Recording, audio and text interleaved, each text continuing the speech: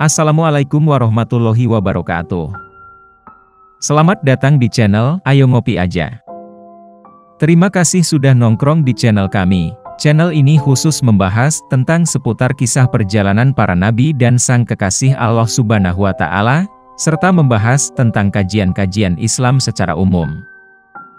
Jika video ini bermanfaat, silahkan Anda share video ini dan terus dukung channel ini dengan cara klik tombol like, subscribe dan aktifkan notifikasinya serta berikanlah komentar dengan bijak. Terima kasih dan selamat menonton. Orang gila di pasar itu adalah seorang wali Allah yang menyamar.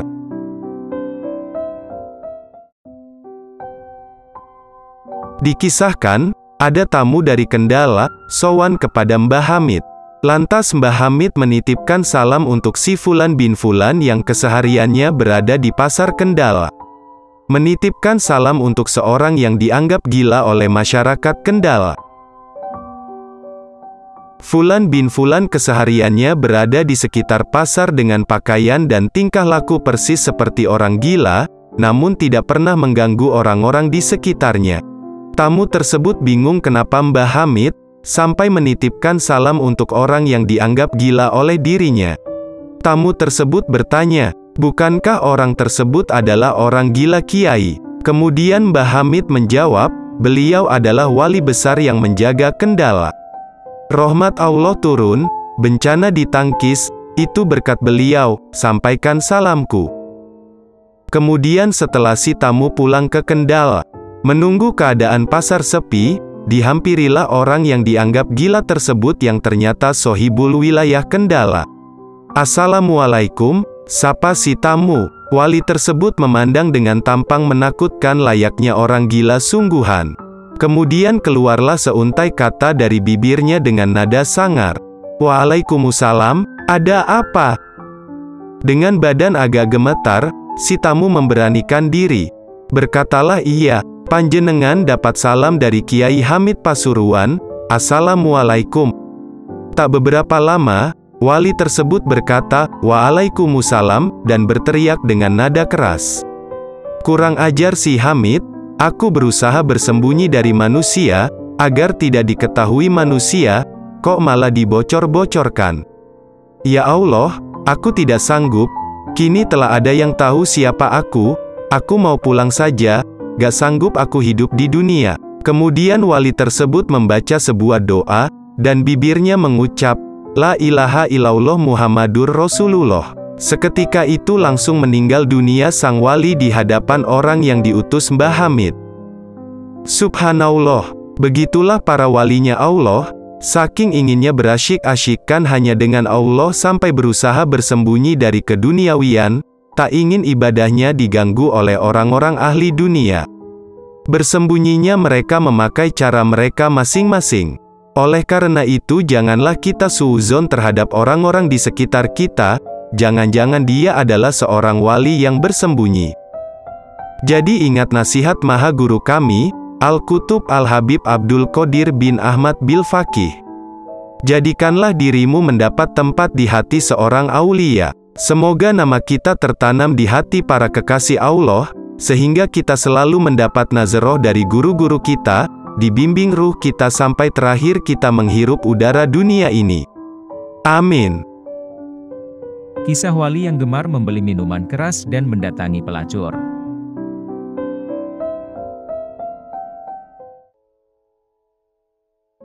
Di dalam buku hariannya, Sultan Turki Murad IV mengisahkan bahwa suatu malam dia merasakan kegalauan yang sangat, dan ia ingin tahu apa penyebabnya. Maka ia memanggil kepala pengawalnya dan memberitahu apa yang dirasakannya. Sultan berkata kepada kepala pengawal, "Mari kita keluar sejenak." Di antara kebiasaan sang sultan adalah melakukan belusukan di malam hari dengan cara menyamar. Mereka pun pergi, hingga tibalah mereka di sebuah lorong yang sempit. Tiba-tiba, mereka menemukan seorang laki-laki tergeletak di atas tanah. Sang sultan menggerak-gerakkan lelaki itu, ternyata ia telah meninggal. Namun orang-orang yang lalu lalang di sekitarnya tak sedikit pun mempedulikannya. Sultan pun memanggil mereka. Mereka tak menyadari kalau orang tersebut adalah sultan. Mereka bertanya, "Apa yang kau inginkan?" Sultan menjawab, "Mengapa orang ini meninggal tapi tidak ada satupun di antara kalian yang mau mengangkat jenazahnya? Siapa dia? Di mana keluarganya?"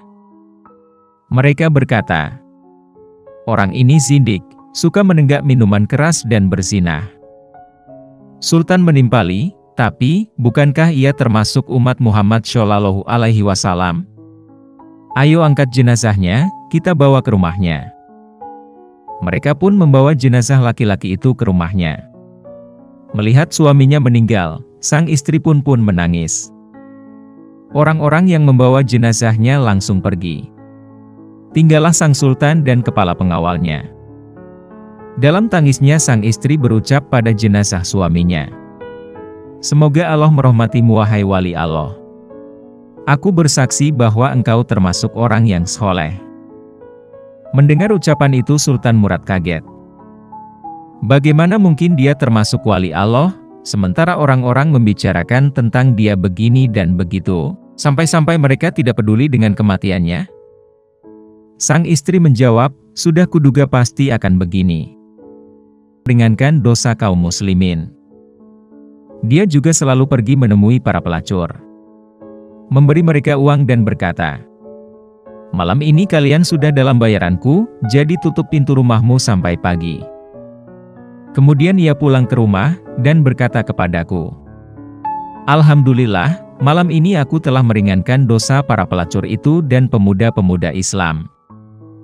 Orang-orang pun hanya menyaksikan bahwa ia selalu membeli khamar dan menemui pelacur, lalu mereka menuduhnya dengan berbagai tuduhan dan menjadikannya buah bibir. Suatu kali aku pernah berkata kepada suamiku, "Kalau kamu mati nanti, tidak akan ada kaum muslimin yang mau memandikan jenazahmu, mensyolatimu dan menguburkan jenazahmu." Ia hanya tertawa, dan berkata, "Jangan takut, bila aku mati, aku akan disyolati oleh sultannya kaum muslimin, para ulama dan para wali." Mendengar itu semua, Sultan Murad pun menangis, dan berkata, "Benar. Demi Allah, akulah Sultan Murad, dan besok pagi kita akan memandikannya, mensyolatkannya dan menguburkannya." Demikianlah, akhirnya prosesi penyelenggaraan jenazah laki-laki itu dihadiri oleh Sultan, para ulama, para wali Allah dan seluruh masyarakat. Kisah ini diceritakan kembali oleh Syekh Al-Musnid Hamid Akram Al-Bukhari dari Muzakirat Sultan Murad IV.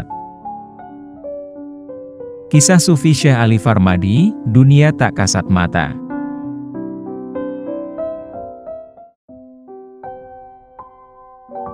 Idris Shah dalam bukunya berjudul Tales of the Dervishes, mengangkat kisah Sufi yang merupakan kisah nyata tentang kehidupan salah seorang Sufi terbesar yang pernah hidup.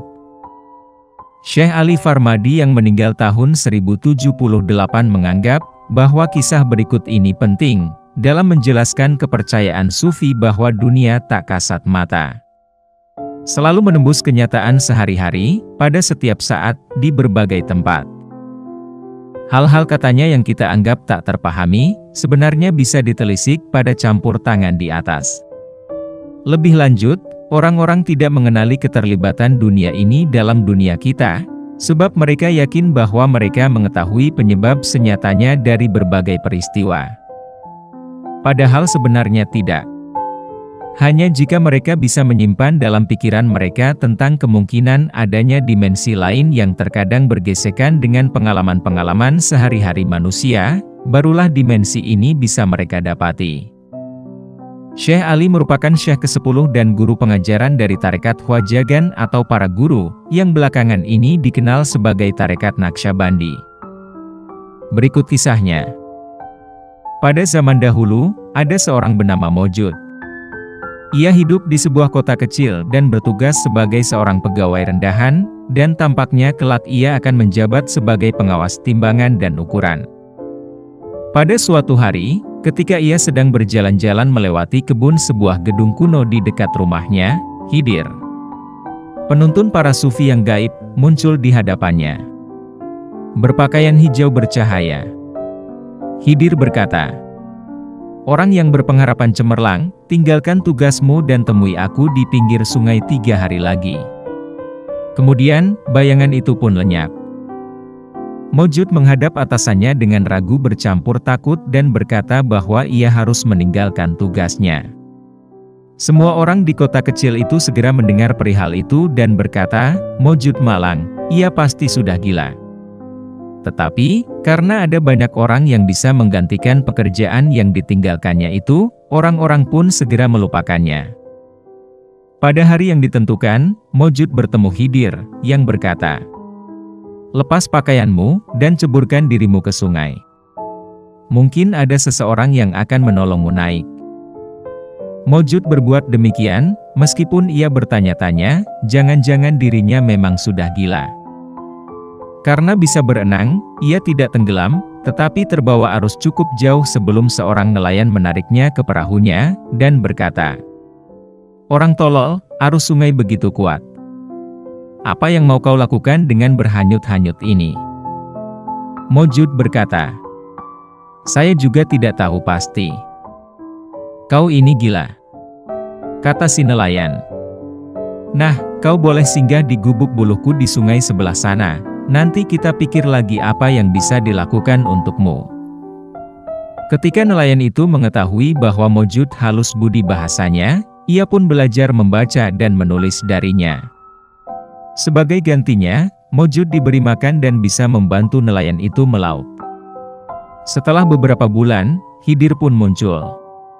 Kali ini di tepi tempat tidur Mojud, Khidir berkata, bangun sekarang juga dan tinggalkan si nelayan. Kau akan dibekali untuk perjalananmu. Mojud pun buru-buru meninggalkan pondok itu, berpakaian seperti seorang nelayan, dan terus bertanya-tanya dalam hati hingga ia sampai di jalan besar. Ketika fajar, dilihatnya seorang petani di atas seekor keledai sedang bergerak menuju pasar. Apakah saudara mencari pekerjaan? Tanya petani itu, saya butuh seseorang untuk menolongku membawakan belanjaan. Mojud pun mengikutinya. Ia bekerja pada petani itu hampir 2 tahun lamanya, dan belajar banyak hal tentang pertanian, selain itu, tidak. Pada suatu sore, ketika ia sedang membungkus wol, Khidir muncul dan berkata, tinggalkan pekerjaan itu, pergilah ke kota Mosul, dan gunakan tabunganmu untuk menjadi seorang pedagang kulit. Mojud pun patuh. Di Mosul, ia menjadi terkenal sebagai seorang saudagar kulit. Ia berdagang dan tak pernah melihat Khidir 3 tahun lamanya. Ia telah mendapatkan sejumlah uang yang cukup banyak, dan sedang berpikir membeli sebuah rumah ketika Khidir muncul lagi dan berkata, sini uangmu. Pergilah dari kota ini ke Samarkand yang jauh, dan di sana bekerjalah sebagai seorang penjual bahan makanan. Mojud pun melakukannya. Kini, ia mulai menunjukkan tanda-tanda pasti adanya pencerahan. Ia menyembuhkan yang sakit, melayani sesama manusia di toko dan sepanjang waktu senggangnya, dan pengetahuannya mengenai berbagai hal gaib semakin mendalam. Para pendeta, filsuf, dan yang lain, menemuinya dan bertanya, siapa gerangan gurumu? Hal itu sulit dikatakan, kata Mojud. Para pengikutnya bertanya, bagaimana Tuan memulai pengabdian? Lalu, Tuan berhenti agar bisa bertekun dalam penyangkalan diri. Tidak, saya hanya berhenti saja. Orang-orang itu tidak bisa memahami tindakannya. Mereka pun mendekatinya untuk menuliskan kisah kehidupannya. Apa yang telah Tuan alami dalam hidup Tuan? Tanya mereka. Saya terjun ke sebuah sungai, menjadi seorang nelayan, lalu pada suatu malam pergi meninggalkan gubuk buluh milik nelayan yang menolongku. Setelah itu, saya menjadi seorang petani. Ketika sedang mengepak kain wol, saya beranjak pergi ke Mosul, di mana saya menjadi seorang saudagar kulit. Di sana saya mendapat banyak uang, namun melepaskannya juga. Kemudian, saya berjalan ke Samarkand dan bekerja menjual bahan pangan. Dan, disinilah saya kini. Namun, perilaku-perilaku yang tak terpahami itu tidak memberikan penerangan atas kemampuanmu yang ajaib dan teladanmu yang mengagumkan, kata para penulis riwayat itu. Hanya itu pengalaman-pengalamanku, kata Maujud. Begitulah, para penulis tadi menyusun bagi Maujud sebuah kisah kehidupan yang menarik dan menakjubkan. Sebab semua orang suci harus mempunyai kisah kehidupan, dan ceritanya harus sesuai dengan selera pendengarnya, bukan kenyataan kehidupannya yang sebenarnya. Dan, tak ada orang yang diperbolehkan menyinggung tentang Khidir secara langsung. Itulah sebabnya mengapa kisah tersebut tidak benar. Kisah itu merupakan suatu gambaran mengenai sebuah kehidupan. Versi ini berasal dari naskah abad ke-17 milik Lala Anwar, Hikayat 1 Abdalan, Kisah Para Terubahkan. Kisah ini juga telah diterjemahkan dalam bahasa Indonesia, antara lain oleh Ahmad Bahar, dalam bukunya berjudul, Harta Karun dari Timur Tengah, Kisah Bijak Para Sufi. Juga oleh Sapardi Djoko Damono dalam buku Kisah-Kisah Sufi, kumpulan kisah nasihat para guru Sufi selama 1000 tahun yang lampau. Kisah pegulat yang menjadi wali Allah.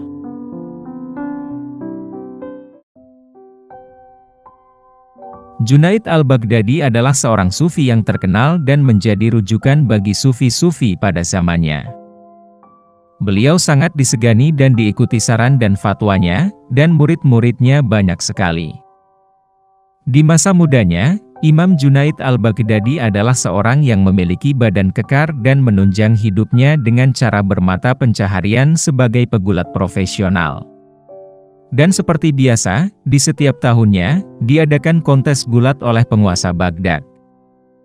Dan mereka mengumumkan, hari ini, Junaid Baghdadi sebagai juara bertahan akan menunjukkan keahliannya sebagai pegulat. Apakah ada orang yang berani menantangnya? Lalu seorang pria tua, berdiri dengan leher gemetar dan berkata, "Aku akan ikut masuk kontes ini dan menantang dia." Siapapun yang menyaksikan adegan ini tidak bisa menahan diri, mereka meledak tertawa dan bertepuk tangan. Raja pun sudah terikat oleh aturan hukum.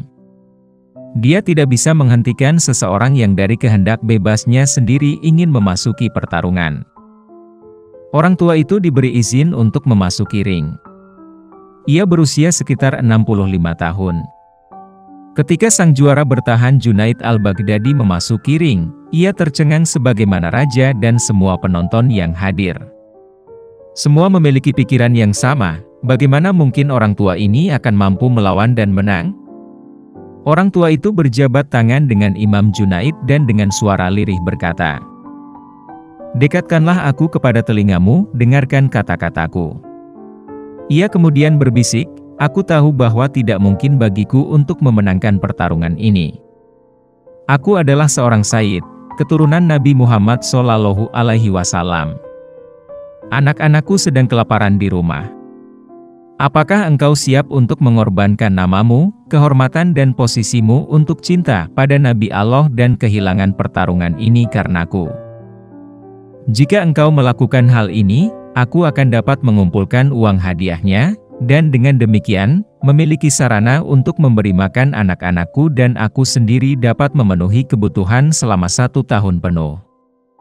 Aku akan dapat menyelesaikan pembayaran semua hutangku dan di atas semuanya, Rasulullah SAW akan senang dan ridho dengan engkau. Apakah engkau, wahai Junaid, tidak bersedia mengorbankan kehormatanmu demi anak-anak cucu Rasulullah?" Junaid al-Baghdadi berpikir sejenak dan berkata, "Toib.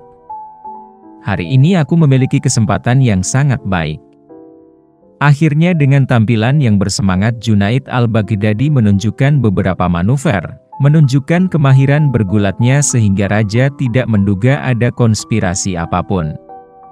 Junaid dengan kemahiran yang luar biasa, tak mempergunakan kekuatan penuhnya mampu membuat dirinya sendiri terjatuh, ditindihi orang tua itu. Masya Allah. Tabarakallah. Dan dengan kerendahan hatinya, Junaid pun memproklamirkan akan kekalahannya.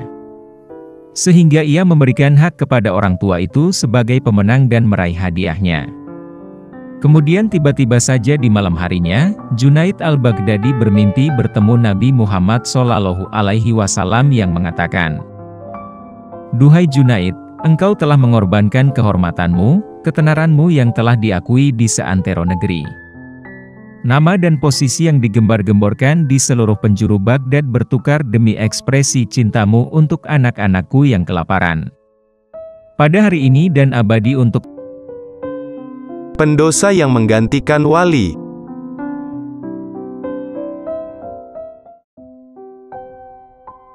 Suatu ketika, seorang lelaki yang sejak muda selalu bermaksiat dan bergelimang dosa berjalan melewati rumah seorang waliullah. Ia melihat pintu rumah sang wali terbuka. Tiba-tiba terlintas dalam hatinya untuk berhenti sejenak.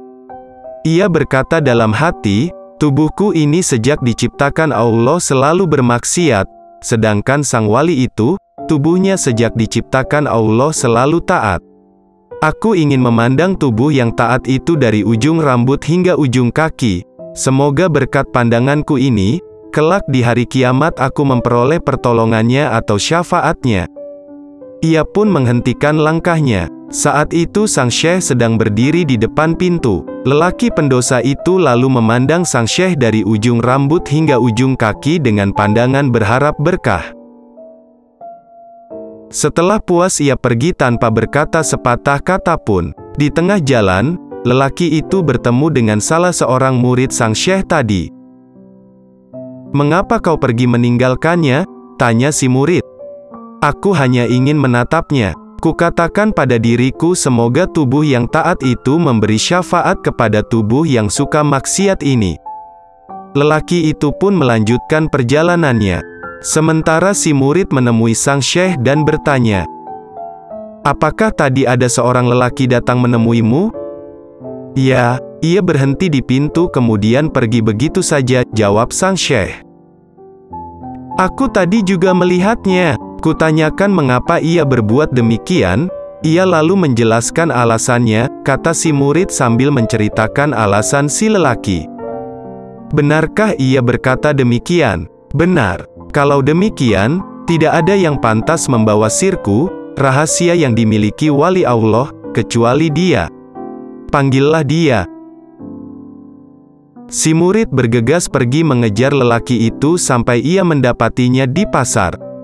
"Cepat kemari, kau akan memperoleh sesuatu tanpa harus bersusah payah," ajak si murid. Sang syekh kemudian menjadikan lelaki tersebut murid khususnya, dan memberikan sir kepadanya. Lelaki itu akhirnya menjadi khalifah sang syekh dan menggantikan kedudukannya untuk mendidik murid-muridnya. Hikmah yang bisa dipetik. 1. Al-madad biqadril masyad, besar kecilnya pemberian itu tergantung cara pandangnya. Para sahabat setiap detiknya mendapat makom yang tinggi dengan memandang wajah Rasulullah Shallallahu Alaihi Wasallam. Sedangkan Abu Jahal hanya memandangnya sebagai anak yatim biasa. 2. Jika mampu, jadilah orang alim. Jika tak mampu, jadilah pelajar ilmu. Jika juga tak mampu, cukup sayangi mereka. Jika masih tak mampu, jangan musuhi mereka. Sumber, Kitab Adabul Alim wal Muta'alim karya Hadratus Syekh. Kisah wali Allah yang namanya tertera di Lauhil Mahfudz sebagai penghuni neraka.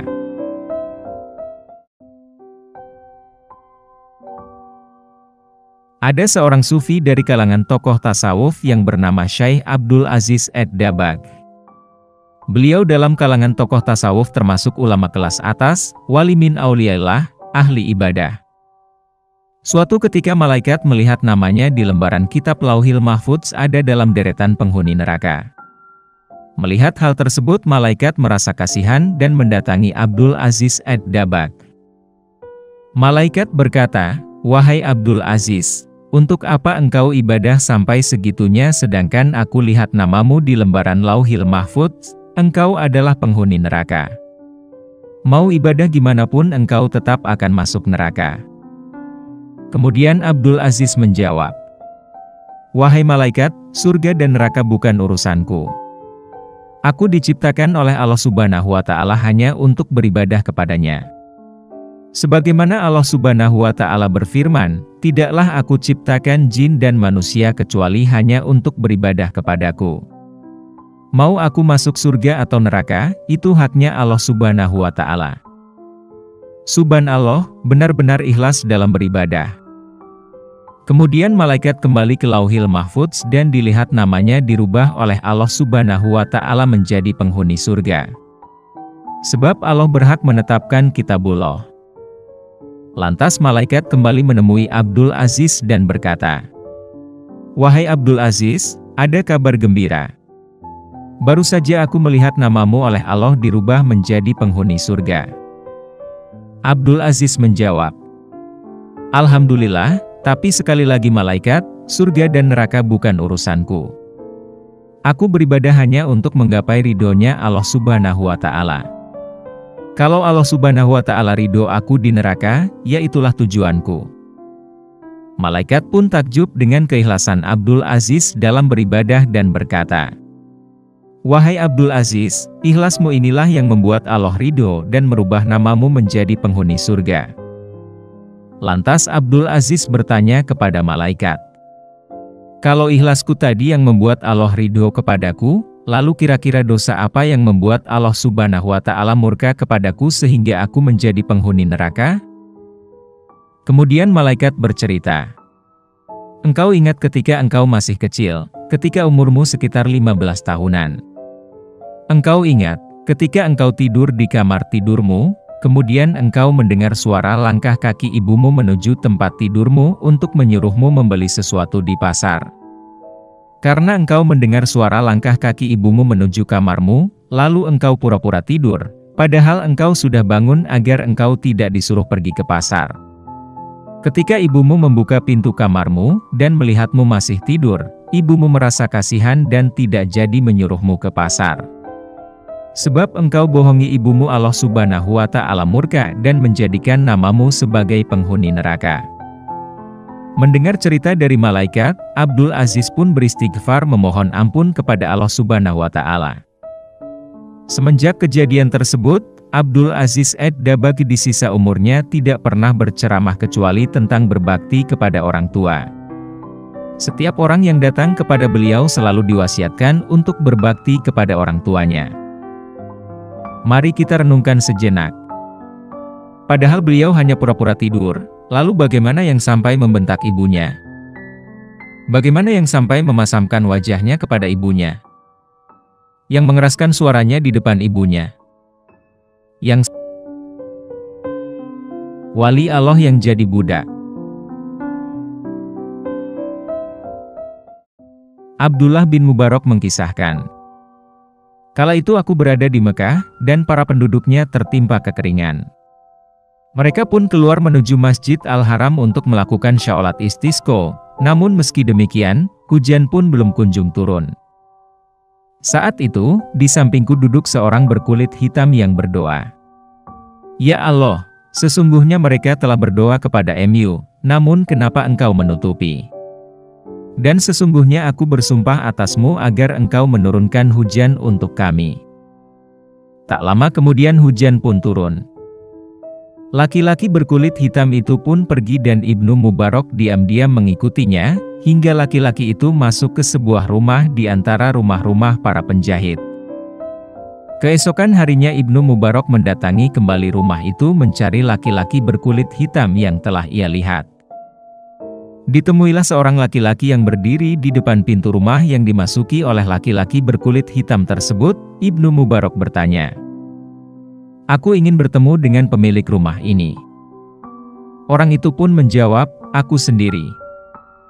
Ibnu Mubarak berkata, "Aku ingin membeli budakmu." Akhirnya, laki-laki itu mengeluarkan 14 budaknya, namun tidak terlihat seorang pun dari mereka laki-laki berkulit hitam yang dicari oleh Ibnu Mubarak. Ibnu Mubarak bertanya, "Masihkah ada budak yang tersisa?" Laki-laki itu pun menjawab, "Masih ada, namun budak yang sakit." Lantas laki-laki mengeluarkan seorang budak yang ternyata merupakan laki-laki hitam yang dicari oleh Ibnu Mubarak. Ibnu Mubarak berkata, "Juallah ia padaku." Si pemilik setuju dan Ibnu Mubarak menyerahkan 14 dinar pada pemilik budak. Setelah budak itu menempuh perjalanan dengan Ibnu Mubarak, ia pun bertanya, "Wahai Tuan, mengapa Anda memperlakukan saya seperti ini, sedangkan saya sakit?" Maka Ibnu Mubarak pun menjawab, "Karena aku menyaksikan apa yang terjadi kemarin sore." Setelah mendengar apa kata Ibnu Mubarak, budak itu pun menyandarkan diri di tembok seraya berdoa, "Ya Allah, Engkau telah membuka hakikat diriku, maka ambillah aku untuk menghadap MU." Setelah itu, Ibnu Mubarak menyaksikan laki-laki hitam itu menghembuskan nafasnya dan beliau menilai bahwa penduduk Mekah menderita kerugian dengan kematiannya. Hikmah yang bisa diambil dari kisah ini salah satunya adalah, hendaklah kita jangan sampai meremehkan seorang pun dikarenakan pandangan manusia terhadapnya. Bisa jadi di mata manusia seseorang dianggap rendah, namun sejatinya ia memiliki derajat yang mulia di pandangan Allah. Subhanallah. Wali ini tinggi martabatnya sampai Nabi Khidir tidak mengenalinya.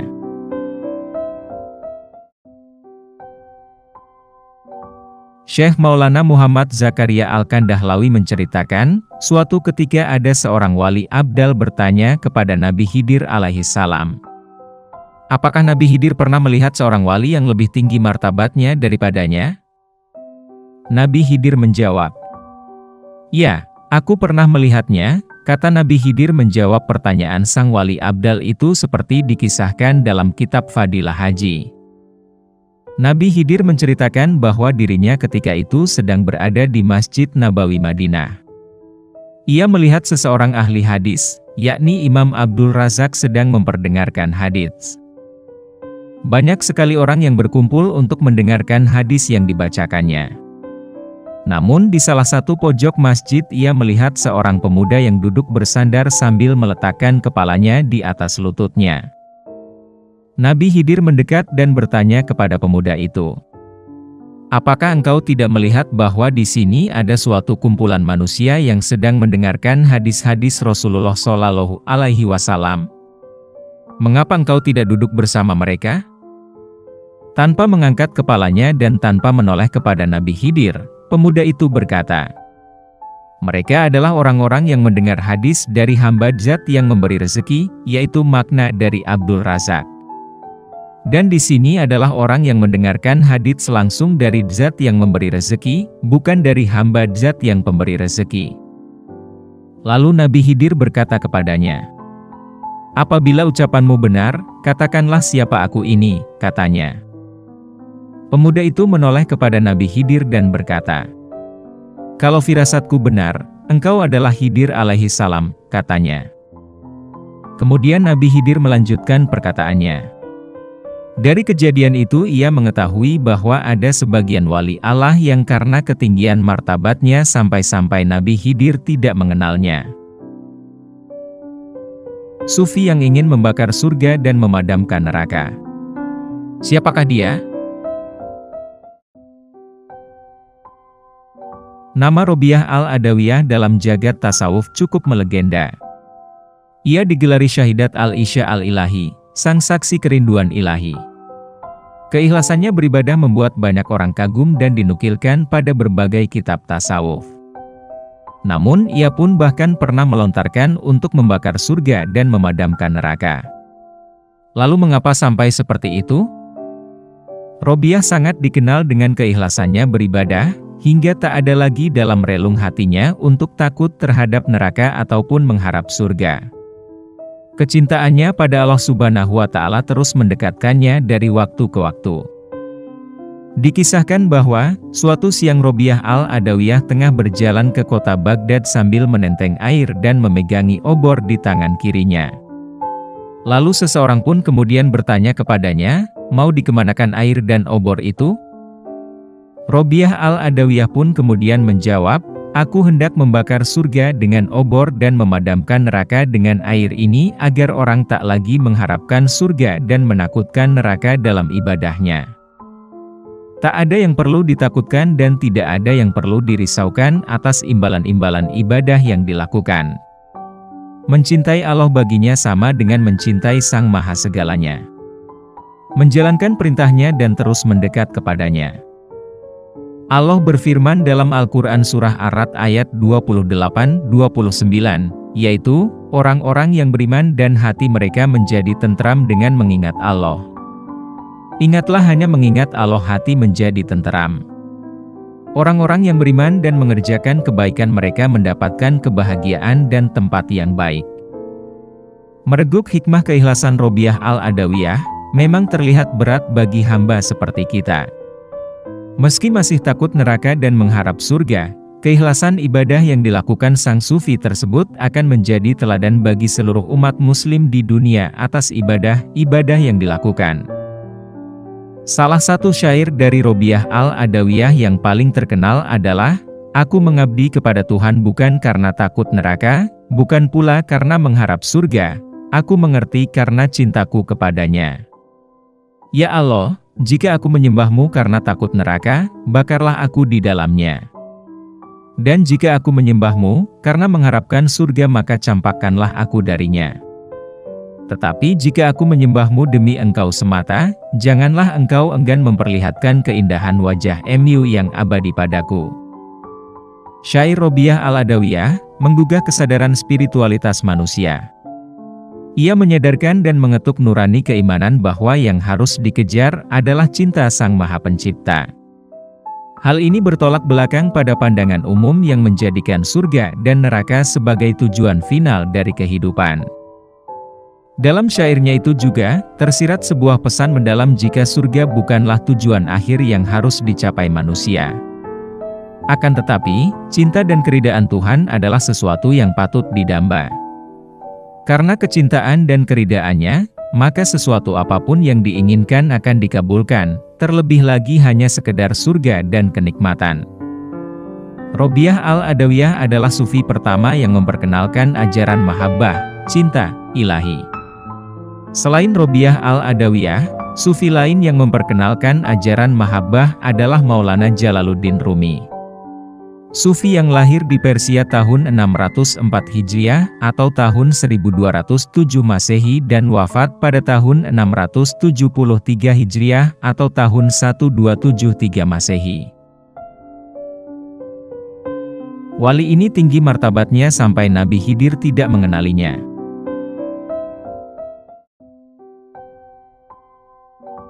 Syekh Maulana Muhammad Zakaria Al-Kandahlawi menceritakan, suatu ketika ada seorang wali abdal bertanya kepada Nabi Khidir alaihi salam. Apakah Nabi Khidir pernah melihat seorang wali yang lebih tinggi martabatnya daripadanya? Nabi Khidir menjawab, "Ya, aku pernah melihatnya," kata Nabi Khidir menjawab pertanyaan sang wali abdal itu seperti dikisahkan dalam kitab Fadilah Haji. Nabi Khidir menceritakan bahwa dirinya ketika itu sedang berada di Masjid Nabawi Madinah. Ia melihat seseorang ahli hadis, yakni Imam Abdul Razak sedang memperdengarkan hadits. Banyak sekali orang yang berkumpul untuk mendengarkan hadis yang dibacakannya. Namun di salah satu pojok masjid ia melihat seorang pemuda yang duduk bersandar sambil meletakkan kepalanya di atas lututnya. Nabi Khidir mendekat dan bertanya kepada pemuda itu, "Apakah engkau tidak melihat bahwa di sini ada suatu kumpulan manusia yang sedang mendengarkan hadis-hadis Rasulullah Shallallahu Alaihi Wasallam? Mengapa engkau tidak duduk bersama mereka?" Tanpa mengangkat kepalanya dan tanpa menoleh kepada Nabi Khidir, pemuda itu berkata, "Mereka adalah orang-orang yang mendengar hadis dari hamba Zat yang memberi rezeki, yaitu makna dari Abdul Razak. Dan di sini adalah orang yang mendengarkan hadits langsung dari Zat yang memberi rezeki, bukan dari hamba Zat yang pemberi rezeki." Lalu Nabi Khidir berkata kepadanya, "Apabila ucapanmu benar, katakanlah siapa aku ini," katanya. Pemuda itu menoleh kepada Nabi Khidir dan berkata, "Kalau firasatku benar, engkau adalah Khidir alaihi salam," katanya. Kemudian Nabi Khidir melanjutkan perkataannya. Dari kejadian itu ia mengetahui bahwa ada sebagian wali Allah yang karena ketinggian martabatnya sampai-sampai Nabi Khidir tidak mengenalnya. Demikian sepenggal kisah dari para wali Allah. Semoga bisa menjadi teladan bagi kita semua. Amin. Terima kasih sudah menonton. Wassalamualaikum warahmatullahi wabarakatuh.